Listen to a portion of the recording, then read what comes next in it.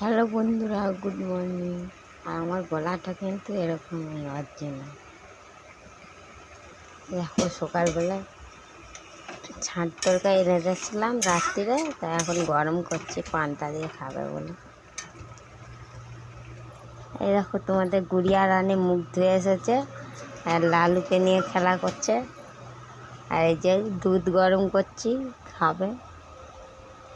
ভিডিওটা লাইক করে দিও যদি ভালো লাগে।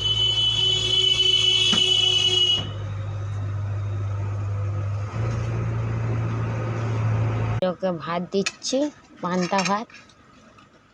কী করবো, গরিব মানুষ। খেয়ে দিলাম মাংস দিয়ে, নাইলে তো শুধু মাংসগুলোই খেয়ে না।